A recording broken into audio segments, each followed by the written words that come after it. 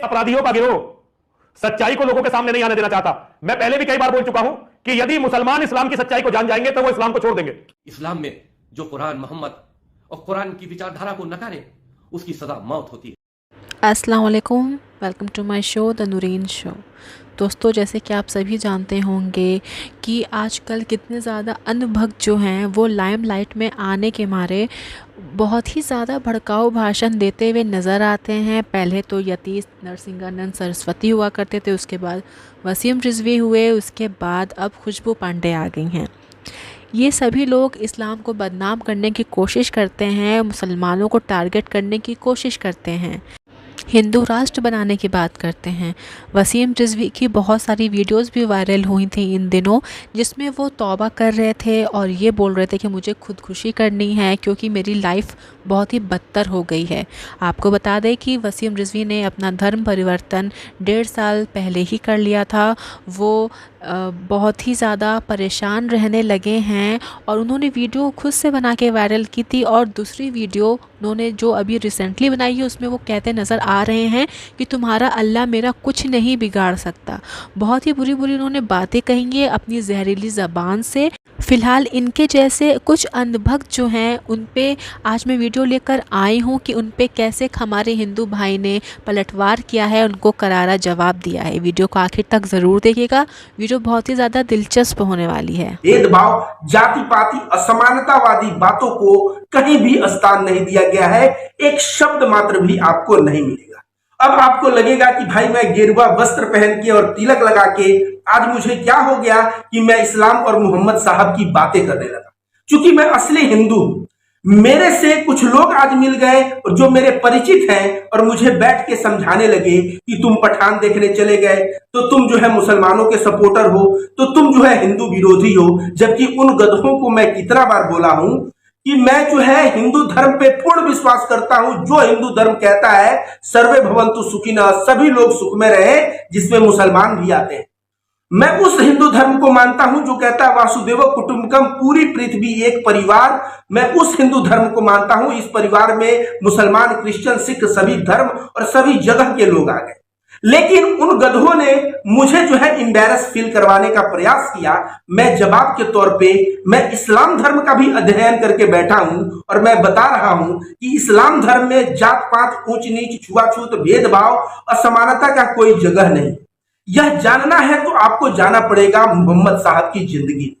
मोहम्मद साहब गुलामों के साथ कैसा बर्ताव किए अपने जीवन काल में, यह जान के आपको आश्चर्य होगा। अगर मोहम्मद साहब का जन्म भारत में हुआ होता तो दलित और शूद्रों के साथ वे कैसा व्यवहार किए होते, एक बात बताऊंगा, उससे पता चलेगा। और यह बात है हजरत बिलाल का। हजरत बिलाल और मोहम्मद साहब, इन दोनों के बारे में जो मैं कहानियां बताऊंगा उससे आपको एकदम समझ में आ जाएगा कि मोहम्मद साहब के जीवन में कोई भी छोटा बड़ा नहीं था, सब एक समान थे। हजरत बिलाल, पहले मैं बता दूं देखने में कैसे थे। देखने में एकदम डार्क कॉम्प्लेक्स के थे, लंबे थे, होठ मोटे मोटे थे। चूंकि ये देखने में अरब जैसे नहीं थे। क्यों? क्योंकि ये अरब के बाहर यूथोपिया जो है यूथोपियन थे। तो यूथोपियन देखने में देखिए कैसे जो होते नहीं है क्रिस गेल टाइप में, उससे भी थोड़ा उस लुक के देखने में थे। आप समझ गए होंगे मेरे मन की बात। लेकिन ये गुलाम के तौर पे थे और उस वक्त अरब में गुलामों का क्या स्थान था। भारत में जो शूद्रों के साथ शोषण होता था उससे कई गुना ज्यादा गुलामों के साथ वहां शोषण होता था। गुलाम अपनी मर्जी से जी नहीं सकता, मालिक की मर्जी से जीना पड़ता था।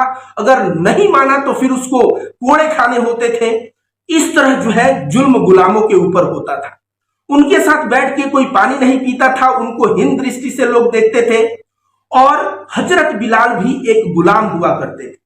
जब मोहम्मद साहब का संदेश उनके कानों तक पहुंचा तो हजरत बिलाल के कानों तक जैसे ही पहुंचा, अब देखिए मोहम्मद साहब ने हजरत बिलाल को कितना ऊंचा मुकाम दिलाया। जब कानों तक पहुंचा तो हजरत बिलाल एक ईश्वर की बातें करते और चोरी बेईमानी की बातों से दूर होकर ईमानदार और पूरे ईमान पे अडिग हो गए। तो मोहम्मद साहब ने सोचिए उनको क्या स्थान दिलाया। इस्लाम में किसी भी मुसलमान से आप पूछेंगे कि हजरत बिलाल कौन थे तो वह मुसलमान बताएगा।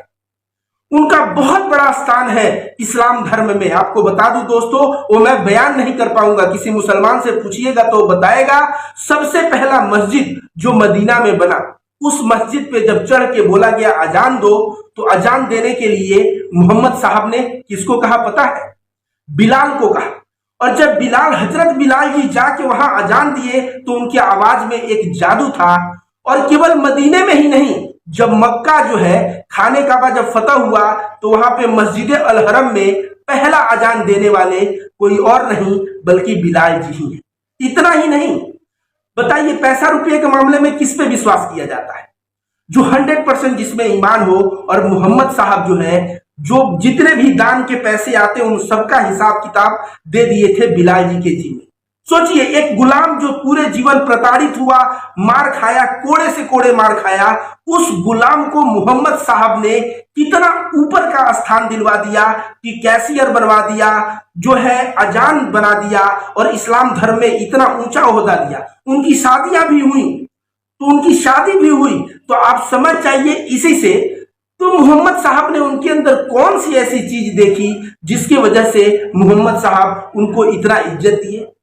उनके अंदर लुक तो मैंने बता दिया, उनके अंदर इंटीग्रिटी थी, ईमान थी। वही ईमान मोहम्मद साहब ने देखा होगा। क्यों?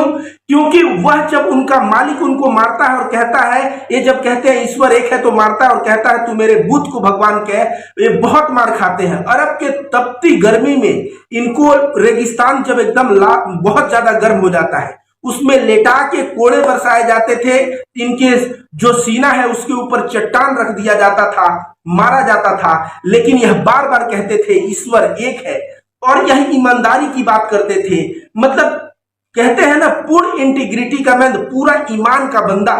मोहम्मद साहब ने इनका कष्ट जब देखा तो अबू बकर जी से कहा कि मुझे कष्ट देखा नहीं जाता। अबू बकर जी गए और इनको मालिक को दे के इनको छुड़ा के लाए। जब बिलाल जी आए तो मोहम्मद साहब के सामने एक ऐसा फीलिंग आया, जब मान लीजिए आपको कोई बहुत प्यार करने वाला जब सामने रहे तो वैसा फीलिंग बिलाल जी के अंदर आया। मोहम्मद साहब इतना ही नहीं बोले कि जो जन्नत है ना, उसमें जो है इनके पैरों की आवाज सुनाई देती है। हजरत बिलाल को इतना स्थान दिया। अब आपको लगेगा कि भाई हजरत बिलाल को इतना सम्मान मोहम्मद साहब ने क्यों दिया? मोहम्मद साहब का यही तो अखलाक है, यही तो चरित्र है, यही तो बिहेवियर है। इसीलिए मोहम्मद साहब के ऊपर कोई भी कमेंट करता है तो लोग जो है उसका विरोध करना शुरू कर देते हैं। दोस्तों, आप सभी को बता दें कि मोहम्मद साहब की जिंदगी पढ़ के मुझे लगता है कि मैं एक ऐसे व्यक्ति के जीवनी पढ़ रहा हूं जिसके हृदय में सबके लिए प्यार ही हो, प्यार ही हो और प्यार ही हो। और ऐसे व्यक्ति के ऊपर कोई भी उल्टा सीधा कमेंट करता है तो मैं कहूंगा वह व्यक्ति बहुत ही गलत है। और मैं आप सभी को बता दूं कि हिंदू धर्म भी समानतावादी ही धर्म है और बहुत उदार धर्म है। लेकिन हिंदू धर्म को जो है कुछ लोग चौपट करने का प्रयास कर रहे हैं। मैं इसके ऊपर भी वीडियो लेके आऊंगा। तब तक के लिए नमस्कार। उम्मीद करते हैं वीडियो आपको पसंद आई होगी। वीडियो पसंद आई हो तो वीडियो को लाइक करिएगा और चैनल को ज़रूर से सब्सक्राइब करिएगा।